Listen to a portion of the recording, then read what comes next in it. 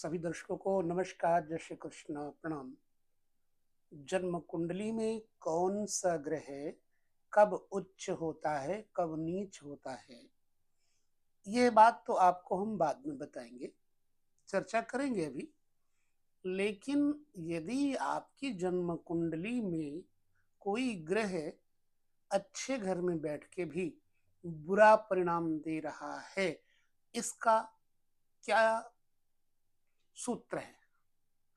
और मान लो आपकी जन्म कुंडली में किसी ने कह दिया कि जैसे हम यहाँ जन्म कुंडली एक चार्ट लेकर आपके सामने प्रस्तुत किए हैं, अगर इसमें लग्न का स्वामी शुक्र यहीं पर बैठा हो, आपको लगता है कि हमारा शुक्र बहुत अच्छा है, आपको जो भी देगा लॉलीपॉप देगा, धन संपत्ति रुपया पैसा अथाह होगा आपके पास, ये सब होगा आपके पास। लेकिन आपको उसका प्रतिफल नहीं मिल रहा है क्योंकि आप झेल रहे हो। तो कोई भी ज्योतिषी या पंडित आपको बोलेगा, आप नहीं मानोगे कि भैया मेरा शुक्र बैठा जरूर है लगन में, लेकिन शुभ फल नहीं दे रहा है, इसका उपाय क्या करें? यहाँ आकर के बहुत लोग मौन हो जाते हैं। ऐसे में हम आपको त्रिकालदर्शी ऐसे सूक्ष्म उपाय बताने जा रहे हैं, जिसे आपको देखने के बाद ही नहीं, करने के बाद प्रतिफल मिलेगा। और वो है आपके सामने चंद्रमा ग्रह आपकी कुंडली में कहाँ बैठा है, उसका प्रतिफल। पहले फलादेश, उसके बाद शुभ या अशुभ की बात करेंगे, फिर शुभ या अशुभ होने पर क्या उपाय किया जाए, ये बात करेंगे। तो हम एक चार्ट के अंतर्गत वृष लग्न लेकर आपको समझाने के लिए, केवल उदाहरण के लिए कुंडली पकड़ा हुआ है, ये किसी व्यक्ति की कुंडली नहीं है। हमेशा याद रखिए, कोई ग्रह अच्छा बैठ करके फल कब नहीं देता? जब वहां का कारक अच्छा ना हो, या वहां के कारक के ऊपर कोई शत्रु ग्रह देखते हो, तो भी परिणाम अच्छा नहीं मिलता। जैसे कुछ परिणाम यहाँ पर छठे स्थान का भी जातक को मिलेगा लग्न के अंतर्गत होने पर। तो आइए हम चलते उपाय की तरफ। सबसे पहले आप जन्म कुंडली में देखिए, क्या आपका चंद्रमा लग्न में बैठा हुआ है? अब हम लग्न में चंद्रमा बिठाते हैं, आपको पता लग जाएगा ये लग्न होता है। चंद्रमा हमने यहां बिठा दिया। आपकी जन्म कुंडली में कोई लग्न हो सकता है, वृष मिथुन कर्क सिंह कन्या, लेकिन हमें फलादेश लेना है। जन्म कुंडली में चंद्रमा जब जिसके लगन में बैठा है, तो वो व्यक्ति कूल माइंड होता है, सुंदर होता है, मोटा नहीं होता, थुलथुला नहीं होता। हाँ, राशियों के अंतर्गत बैठने पर कुछ परिवर्तन जरूर आता है, लेकिन चंद्रमा अगर लग्न में है तो जातक सुंदर, चंचल, मस्त प्रकृति का होगा। और जातक के अंदर क्या गुण होंगे? वो शरीर से मोटा नहीं होगा, तीक्ष्ण बुद्धि वाला होगा, शुद्ध विचारों वाला होगा। गृहस्थ जीवन में इस व्यक्ति को पूर्ण सुख प्राप्त होता है, क्योंकि चंद्रमा सुख का, माँ का कारक भी है। और चंद्रमा जब अच्छा है तो मन अच्छा है, सफल बिजनेस करवाता है, सक्सेसफुल बिजनेसमैन होता है। और ऐसे जातक का व्यापार निरंतर सफलता की तरफ जाता है, लाभप्रद होता है। और यह व्यक्ति परोपकार करने में भी पीछे नहीं रहेगा। स्त्री की प्रत्येक बात को मानने वाला भी होगा, माँ के लिए भाग्य कारक होगा और माँ का भक्त होगा। अब यदि आपका चंद्रमा शुभ है तब तो ये फल मिलेंगे, और अधिक शुभ करना चाहते हैं तो हम वीडियो के आखिरी में आपको अधिक शुभता के लिए उपाय बताएंगे। लेकिन पहले हम सारे भावों के शुभ और अशुभ आपके सामने फलादेश देंगे। अब यही जातक का अगर चंद्रमा लग्न में बैठा है लेकिन अशुभ फल देगा तो क्या देगा, और फिर उसका क्या उपाय होगा? ऐसे में आइए हम चलते हैं अशुभ चंद्रमा का फल जानते हैं। आपका लग्न में बैठा हुआ चंद्रमा अब अशुभ करेगा तो क्या करेगा? चंद्रमा मन का कारक है, चिंता देगा, अपनी पत्नी से अपमानित कराएगा, संभोग द्वारा स्त्री की पूर्ण तृप्ति नहीं करा सकता ऐसा व्यक्ति, और संतान की प्राप्ति में देरी होती है। ऐसा व्यक्ति मानसिक रोगी, बीमारियों का रोगी या फिर पागल होता है। जातक का डूब कर मरने का भय भी रहता है जब चंद्रमा लग्न में हो और बुरा हो तो। अशुभ चंद्रमा के शुभ करने के लिए उपाय हम बाद में बताएंगे, लेकिन प्रतिफल आपको फलादेश अगर ऐसा है तो आपको उपाय क्या करना है वो भी आपको समझना होगा। ये चंद्रमा हम दूसरे घर में लेकर चलते हैं। दूसरा घर आपकी वाणी है, ठीक है, चंद्रमा यहां बैठ गया। दूसरा घर वाणी है, धन है, कुटुंब है, पत्नी की आयु स्थान है, जीवन साथी का, यदि आप पुरुष हैं तो, स्त्री हैं तो आपके पति का आयु स्थान है। चंद्रमा दूसरे घर में बैठने पर जातक का कुटुंब सहनशील होगा, जातक स्वयं सहनशील होगा, जातक के समस्त शुभ कर्म होंगे, धन वैभव संपन्नता बनी रहेगी। इसलिए जातक मृदुभाषी होगा, कड़वा नहीं बोलेगा, क्योंकि चंद्रमा ठंडा है। और जातक बुद्धिमान होगा, सम्मानित भी होगा समाज में, कुटुंब में, धैर्यशाली होगा, पुस्तकों और तरल पदार्थों, केमिकल, जलीय पदार्थ, सफेद, श्वेत, कागज, कागजी कार्य, स्टेशनरी के कार्य से इस व्यक्ति को धन लाभ प्राप्त होता है।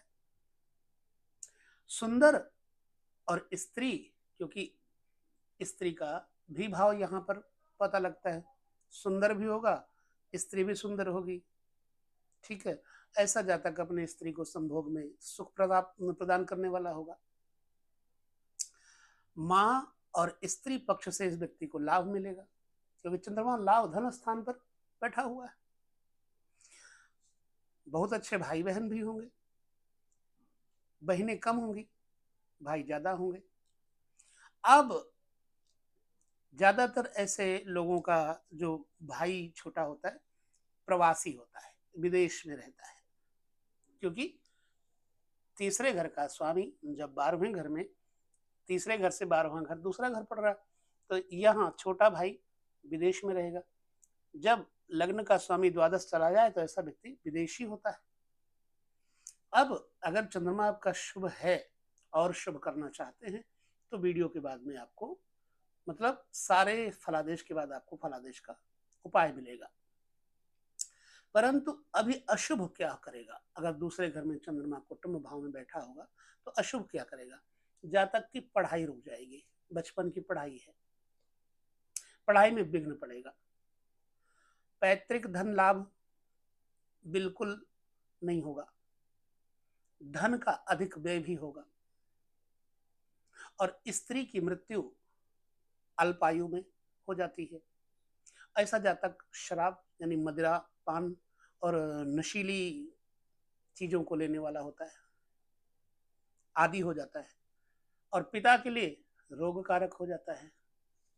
ये पिता का स्थान है तो यहाँ से पंचम पड़ता है, तो पिता के उदर रोग पैदा हो जाते हैं।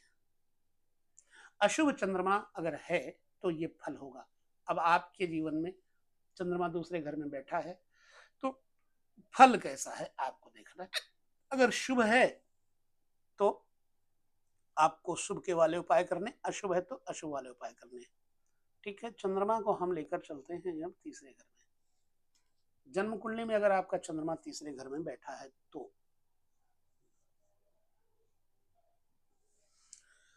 तीसरे घर का चंद्रमा जातक का बल, पराक्रम और छोटे भाई बहनों का होता है। ऐसा जातक घुमक्कड़ प्रकृति, मस्त प्रकृति और अच्छे मित्रों से युक्त होगा। जातक निरोगी होगा, धन संपत्ति कमाने में उत्साहित होगा, अपने समाज में, अपने परिवार में, अपने रिश्तेदारों में, मित्रों में इस व्यक्ति का सम्मान तो बढ़ेगा ही बढ़ेगा। दृढ़ पराक्रमी, दृढ़ बुद्धि वाला होता है जातक। अब निश्चयी भी होता है ये, प्रत्येक समय काम में मग्न रहने वाला जातक होगा। चंद्रमा अगर शुभ होगा तो जातक होशियार होगा, चुस्त होगा, यात्रा का शौकीन होगा, और यात्रा करने वाला तीसरे घर में, इसको खास तौर से लेखन, प्रकाशन इत्यादि से बहुत अच्छा लाभ होता है। इस व्यक्ति के जब तीसरे घर में चंद्रमा होंगे तो बहनें बहुत होंगी और अच्छी होंगी। जीवन की समस्त सुविधाओं से संपन्न होकर के उच्च विद्या प्राप्त करेगा जातक। बहन भाइयों का पोषक होगा, शोषक नहीं होगा। सेवक भाव होता है अपने परिवारजनों के प्रति, और सुखी होता है जब चंद्रमा शुभ होगा तब। अब आपका चंद्रमा शुभ, जो मैंने बताया, यदि ऐसे फलादेश आपको नहीं मिल रहे हैं तो अशुभ फलादेश जरूर मिलेंगे। तो क्या मिलेंगे उसका बाद में हम उपाय भी बताएंगे। जातक मानसिक चिंताओं से ग्रसित रहेगा। तीसरा स्थान, सुंदर तो मैं क्या कहूं, भ्रम से, भ्रम रोग से, विक्षिप्तता से पीड़ित होगा, या फिर नींद में चलने की आदत होगी इस व्यक्ति की। यात्रा में इस व्यक्ति को हानि होगी। पिता की आयु छोटी हो जाएगी, अल्प हो जाएगी। पिता के दुश्मन बहुत हो जाएंगे, क्योंकि पिता के घर से छठा स्थान पड़ता है, और रिश्तेदारों से विरोध करवा देगा। अशुभ चंद्रमा के अनिष्ट के लिए उपाय हमें क्या करना है वो हम बाद में बात करेंगे। अभी हम चंद्रमा को चतुर्थ घर वालों के साथ फलादेश में चलते हैं। अगर आपका चतुर्थ घर में चंद्रमा है तो निश्चय ही सुख सुविधाओं से संपन्न जीवन तो होगा ही।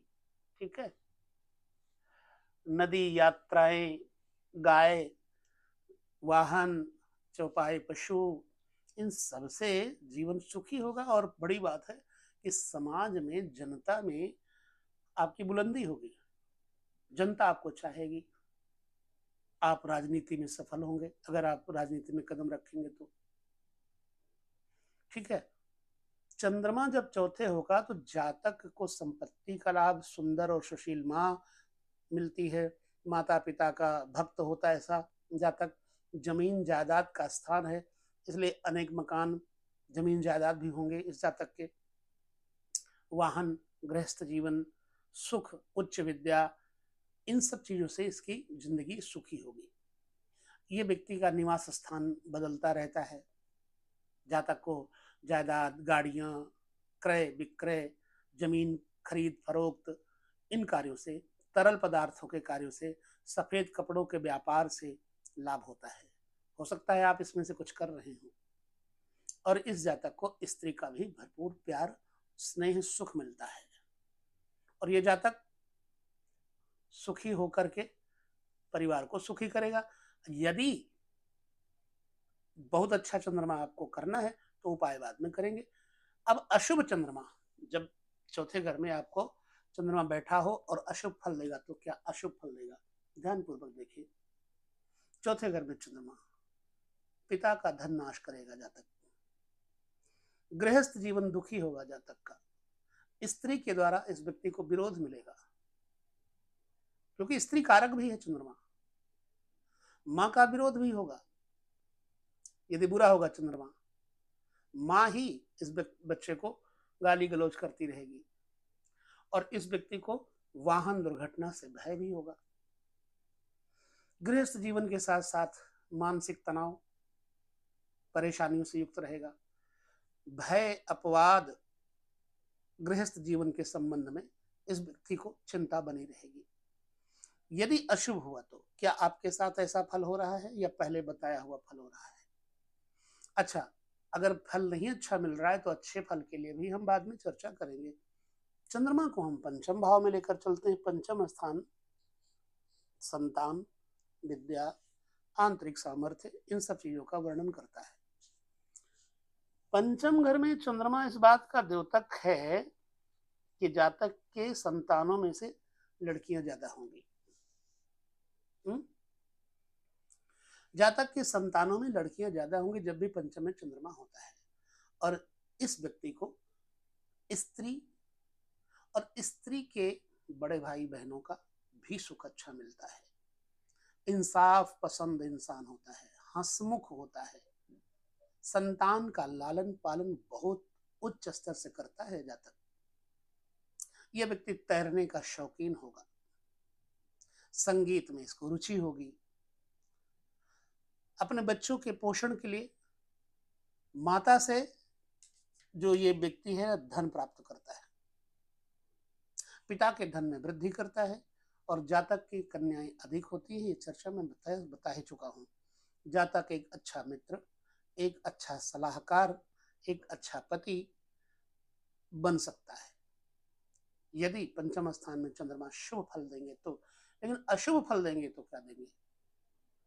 जातक का मन अस्थिर हो जाएगा, अनस्टेबल रहेगा और दुखी, माता से अपमानित जातक की संतान ही उसका विरोध करने लगती है। विद्या में, पढ़ाई में विघ्न आनेंगे, व्यापार में हानि होगी। अब अशुभ चंद्रमा का ये प्रतिफल है। यदि तो आपको उपाय जरूर देखना है, मैं उपाय की चर्चा फलादेश के अंत में करूंगा। चंद्रमा को छठे घर में लेकर चलते। छठे घर में कोई भी शुभ ग्रह अच्छा फल नहीं देता, लेकिन हम शुभ और अशुभ दोनों की बात करेंगे। चंद्रमा छठे घर में बैठ करके शुभ फल देगा तो क्या देगा और अशुभ फल देगा तो क्या देगा? जातक बहुत मोटा नहीं होगा, नौकरी बदलता रहेगा, मामा, मौसी और बुआ के लिए यह शुभ कारक योग बन जाता है छठे चंद्रमा शुभ होगा तो। और शुभ चंद्र को बलवान करने के लिए हम लास्ट में चर्चा करेंगे। और अशुभ की चर्चा करते, यहां अशुभ फल ज्यादा मिलेंगे चंद्रमा छठे होगा तो, क्योंकि रोग, कर्जा और दुश्मन का घर है। जातक दुबला पतला तो होगा ही, छूत का रोगी, लकवा, गुर्दे का रोग, मूत्र का रोग, आंत के रोग का भय रहेगा छठे चंद्रमा होने पर। हर्निया वगैरह जरूर होती है। जातक को पालतू पशु रखना और मुर्गी खाना यदि खोलने की आदत बनी तो इसको हानि बहुत होगी।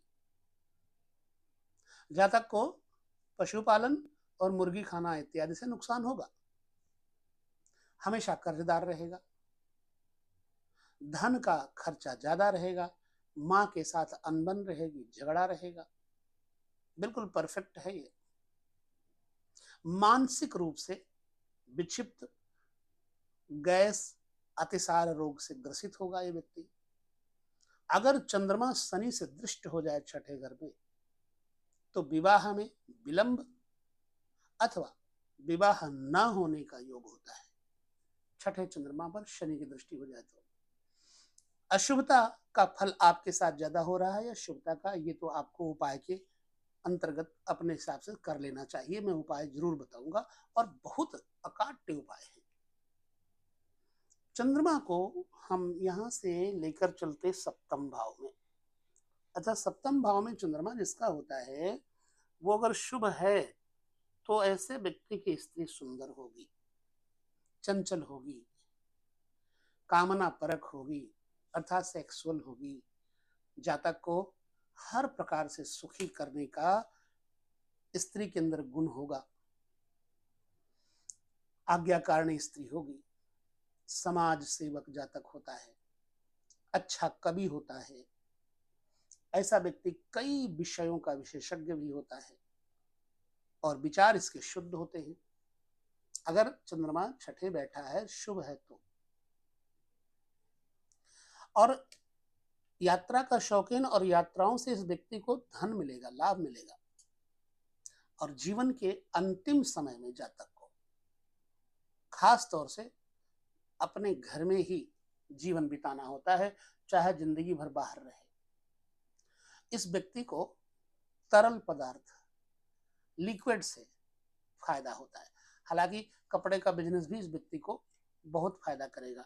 अब हम चर्चा करेंगे उपायों की बाद में, पर लेकिन आपको पहले हमें चंद्रमा अशुभता का फल देख लेना चाहिए। चंद्रमा अगर छठे बैठा हो और सातवें बैठा हो, अशुभ परिणाम देगा तो क्या देगा? जहां तक दुबला पतला कृष शरीर वाला होगा, अस्थिर मन होगा, मतलब मन अशांत रहेगा, परेशान रहेगा, घबराया हुआ रहेगा, और मन इसका जैसा भी होगा लेकिन इसकी पत्नी का भी मन खराब होगा, दूसरों से ये व्यक्ति ईर्ष्या रखेगा, माता से कलह करेगा, क्योंकि चंद्रमा सप्तम अगर बुरा हो गया तो माँ का कारक है। वाहनों से भी तकलीफ होगी, सास बहू का झगड़ा जीवन में सहना पड़ेगा ऐसे जातक को। नशीली वस्तुओं का सेवन करने वाला जातक होगा, कोई भी नशीला वस्तु।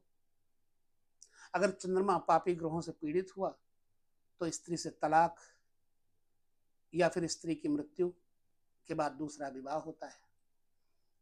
उपाय तो हम बाद में बताएंगे फलादेश के साथ साथ, आप पहले हमारे साथ चले 12 घरों तक। चंद्रमा को अष्टम स्थान पे शुभ नहीं माना गया।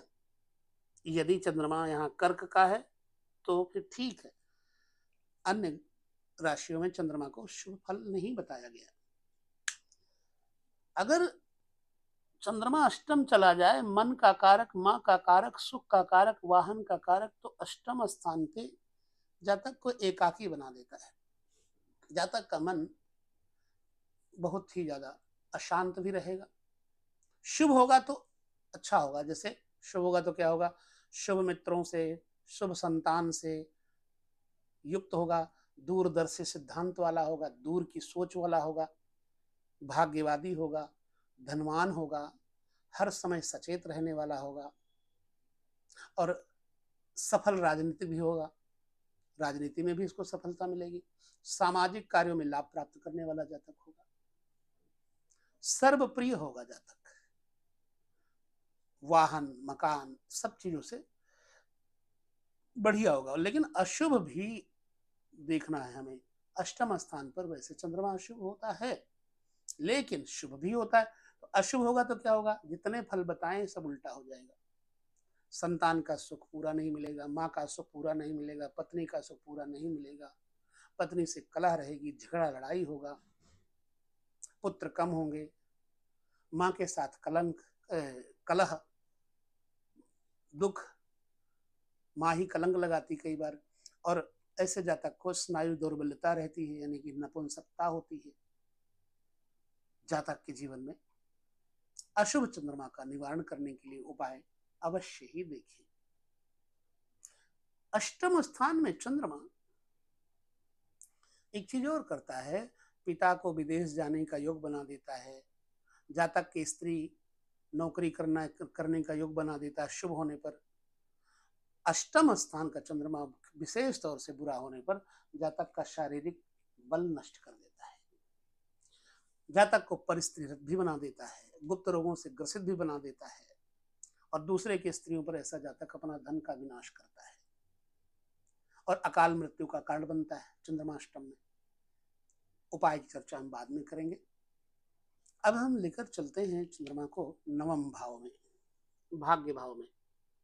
निश्चित बात है कि चंद्रमा नवम भाव में होगा तो पिता से बहुत अच्छे विचार मिलेंगे, जातक धर्मनिष्ठ होगा, बुद्धिमान होगा, धर्म का आदर करने वाला होगा, विशेष तौर से साले, छोटे साली, इनसे भी सुख मिलेगा, और धर्म के नाम पर दान देने में ऐसा जातक दरिया दिल होगा, ईमानदार होगा, सबका समाज में प्रिय करने वाला, प्रिय होगा भी, और सामाजिक कार्यों में इस व्यक्ति को बड़ा रुझान होगा। विदेश बहुत बार भ्रमण करेगा ऐसा जातक, और विदेश में सफलता भी मिलती है, चाहे विदेश में रहे चाहे देश में रहे। जातक को नवम स्थान का चंद्रमा लाभ ही देगा, मानसिक रोगों का उत्तम डॉक्टर भी बनाएगा, मनोवैज्ञानिक हो सकता है। अच्छा बनाने के लिए आगे हम उपाय बताएंगे। फिलहाल अभी यही चंद्रमा नवम में अगर खराब दे फल तो पिता की आयु को कम कर देगा, माता के लिए रोग कारक बन जाएगा। अशुभ चंद्रमा पिता और माता के शारीरिक मानसिक परेशानियों का कारण बन सकता है। अब हम चंद्रमा को लेकर चलेंगे। आपका चंद्रमा अगर 10वें स्थान पर है तो आपको ये वीडियो जरूर देखना चाहिए। उपाय भी हम साथ में देंगे।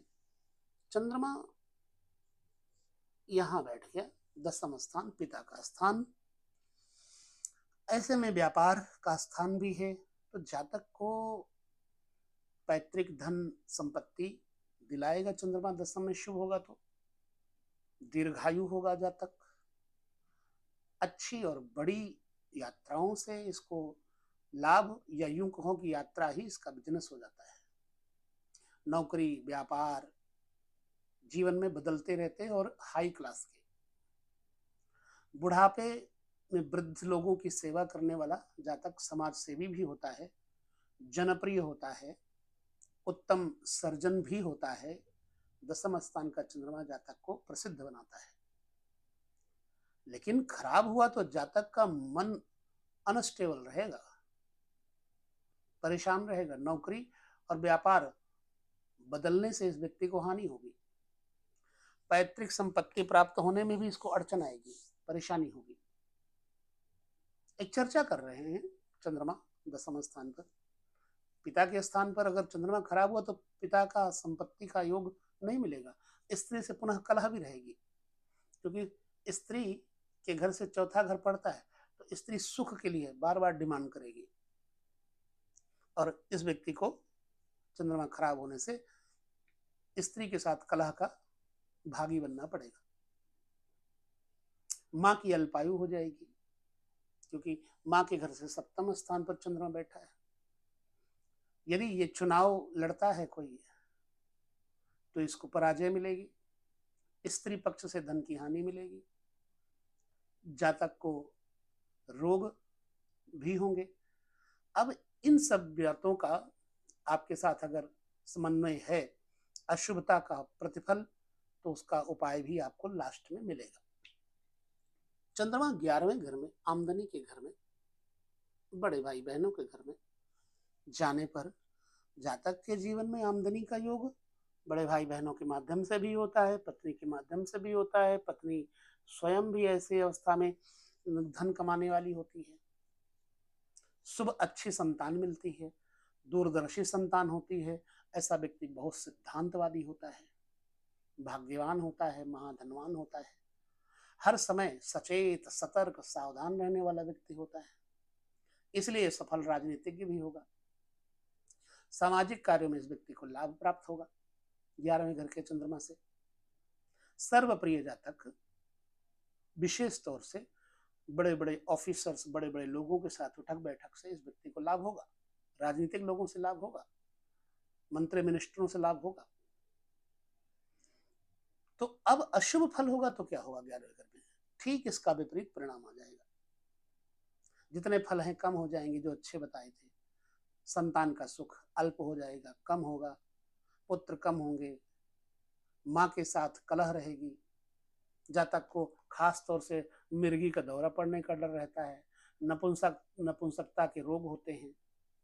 अशुभ चंद्रमा अगर होगा तो ये फल होगा। आपको देखना है शुभ है या अशुभ। चंद्रमा 12वें घर में चला जाए, 12वां घर व्यय भाव, हानि भाव, दान भाव सब है। विशेष तौर से पत्नी के साथ शयन सुख का घर है 12वां घर। जातक विदेश में भ्रमण करेगा, विदेश में रहने वाला होगा, विदेश से धन प्राप्त करेगा, एकांत प्रिय होगा जातक, उत्तम ज्योतिषी होगा जातक 12वें घर का चंद्रमा, तांत्रिक मांत्रिक, और ऐसा व्यक्ति विशेष तौर से दूसरी स्त्रियों को प्रिय लगने वाला होता है। यानी गैर स्त्रियों के साथ इसके, ये भले ही ना कोई वो करे, डिमांड करे, पर स्त्रियां इस पर समर्पित होती हैं 12वें घर के चंद्रमा पर। बलवान करने के लिए चंद्रमा को हम उपाय तो चर्चा करेंगे आगे अगले वीडियो में, इसी वीडियो में। अब जातक का अगर बुरा चंद्रमा होगा तो नेत्र खराब कर देगा, क्योंकि बाईं आंख है, ससुराल का धन नष्ट करेगा, पर स्त्रियों में इसकी आसक्ति हो जाएगी, इसको गुप्त रोग हो जाएंगे, जगह जगह अपमानित होगा जातक, अपनी स्त्री के लिए रोग का कारक एवं दुष्चरित्र होगा, इन्फेक्टेड व्यक्ति है। विदेश भ्रमण में इस व्यक्ति को असफलता मिलती है, धन का नाश होता है। ये तो बातें हो गई 12वें घर तक चंद्रमा के फलादेश की। अब हम चर्चा करते हैं उपायों की। सावधानी पूर्वक उपाय सुनिए। पहले जिन लोगों का चंद्रमा शुभ है उनको अपने चंद्रमा को और शुभ करने के लिए क्या करना चाहिए? शुभ है चंद्रमा तो मोती धारण करना चाहिए कनिष्ठ का अंगुली में, राइट लेफ्ट। वो कुंडली के अंक अनुसार आपको पहनना है सोमवार के दिन। दूसरा, 108 दिन चांदी के बर्तन में दूध खाना पीना चाहिए। दूध लें, भोजन लें थाली प्लेट में चांदी के। चारपाई के चारों पायों में चांदी के 4 कील बनाकर ठुकवा दें। अपने घर में अपने इष्ट देव की मूर्ति बनवाएं चांदी की। जो कर सकें आप वही करेंगे। चांदी की माला, चैन अथवा अंगूठी चांदी की सोमवार को या फिर रोहिणी नक्षत्र, हस्त नक्षत्र, श्रवण नक्षत्र में चंद्रमा की होरा में धारण करें। जिनका चंद्रमा शुभ है और शुभ करना चाहते हैं, सोमवार के दिन घर में सफेद शंख रखें, क्योंकि शंख पीला भी हल्का होता है, सफेद रखना है। घर में सफेद सीपी चांदी के बर्तन में सोमवार के दिन रखने से भी आपके घर में संतुलन बन जाएगा और शुभ हो जाएगा चंद्रमा।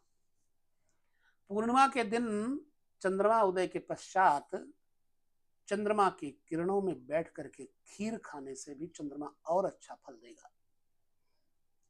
सोमवार के दिन सफेद गाय को या घर में सफेद कुतिया भी पाल सकते हैं। वैसे सफेद गाय को चारा खिलाएं, मैं तो कहूंगा कुतिया ना पालें, लेकिन जिन लोगों को शौक है तो सफेद पालें। मकान के चारों कोनों में चांदी के 4 कील गड़वा दें। अगर चंद्रमा अशुभ है तो बढ़िया फल, शुभ है तो और बढ़िया हो जाएगा। सोमवार या चंद्र के नक्षत्रों में सफेद वस्त्र पहनना और सफेद बिस्तर का ही प्रयोग करना सोमवार के दिन खास तौर से। चावल, चांदी और माँ के साथ माँ से लें चावल चांदी, अपने पास हमेशा संभाल के रखिए, चंद्रमा और बढ़िया होगा। 108 दिन गंगा जल खाली पेट 1-2 ढक्कन पिए, 108 दिन नागा न करें। शुभ कार्य करने से पहले कभी भी कोई शुभ कार्य करना हो तो एक कुंभ में दूध रख दें। चीनी खाकर के घर से यात्रा के लिए प्रस्थान करें, हर कार्य आपका शुभ होगा। और शुभ करना, शमशान घाट का पानी घर में चांदी के बर्तन में भरकर रखने से भी शुभ होगा। चांदी का टुकड़ा अथवा चांदी का सिक्का जेब में रखिए, चंद्रमा शुभ होगा। एक मुखी रुद्राक्ष सफेद धागे में चंद्रमा का पाठ करके सोमवार के दिन या चंद्रमा के नक्षत्रों में धारण कर लें। ये हो गए चंद्रमा के शुभ उपाय। अब जिन लोगों का चंद्रमा अशुभ फल दे रहा है उनके उपाय समझ लीजिए। जितना आप कर सके उतना करें, जो आसान लगे। हम उपाय तो यहां बहुत बताएंगे। चंद्र यंत्र अपने पास अंगुली में, चाहे किसी उंगली में, वैसे इसमें कनिष्ठिका में या अनामिका में धारण करें। सोमवार से लेकर 108 दिन तक लोगों को अथवा सफेद गाय को पानी पिलाएं। जैसे पानी के लिए प्याऊ लगवाएं। 11 सोमवार 5 कन्याओं को खीर खिलाएं। बुरा चंद्रमा अच्छा होना शुरू हो जाएगा। अपने इष्ट देव की चांदी की मूर्ति अपने इष्ट यानी धर्म स्थान पर चंद्रवार को स्थापित कर दीजिए। सोमवार चंद्रमा की वस्तुओं को 21 सोमवार चंद्रमा की वस्तुओं को इष्ट धर्म स्थान में देना चाहिए, दान करना चाहिए। शंख और सीपी, चावल के दाने 21 भरकर सफेद वस्त्र में लपेटकर अमावस्या की रात को चलते पानी में बहाने से बुरा चंद्रमा ठीक हो जाता है। दूध का व्यापार न करें, नुकसान होगा। दूध न बेचे, मतलब सोमवार अथवा सोम के नक्षत्रों से आरंभ करके 108 दिन, वैसे माँ के पैर डेली छुए तो बहुत अच्छा है, लेकिन यदि आप शुरुआत करते हैं सोमवार के दिन या चंद्र के नक्षत्रों से माँ के पैर छूना शुरू करें, 108 दिन बेनागा, अगर नागा पड़ जाएगा तो फिर से शुरू करना पड़ेगा। सोमवार को गाय का दान जैसे कन्या दान दिया जाता है, वैसे ही गाय का दान करें, बुरा चंद्रमा ठीक हो जाएगा। संभोग क्रिया से पहले दूध या पानी में सोने की सिलाई गर्म करके बुझाकर पानी पीना, ये संतान की यानी पुत्र उत्पत्ति के लिए शुभ प्रतिफल देगा, नपुंसकता को ठीक करेगा। अपने इष्ट देव इष्ट धर्म स्थान पर सोमवार या चंद्र नक्षत्रों में 1 किलो दूध चढ़ा करके प्रणाम करें, प्रतिफल होगा बढ़िया। ये अशुभ चंद्रमा के प्रतिफल मिल रहे हो तो उपाय करना है। उससे पहले जो मैंने बताया, अगर शुभ चंद्रमा है उसको बढ़ाना चाहते हैं तो करें। ये रहा 12 घरों में फलादेश, जो हमने संचित करके एक स्थान पर नोटिस करके आपके सामने प्रस्तुत किया, मेहनत करके, और इसका परिणाम उपायों का 100% मिलता ही है, बशर्ते इनको नियम से बेनागा किया जाए। तो बस इसी के साथ विदा लेते हैं। बहुत बड़ा वीडियो हो गया है, लेकिन सबके हित के लिए है। करके देखें, हमने करके देखा है, करके दिखाया है, फायदा हुआ है, इसलिए आपको बोल रहे हैं। प्रणाम, नमस्कार, जय श्री कृष्ण।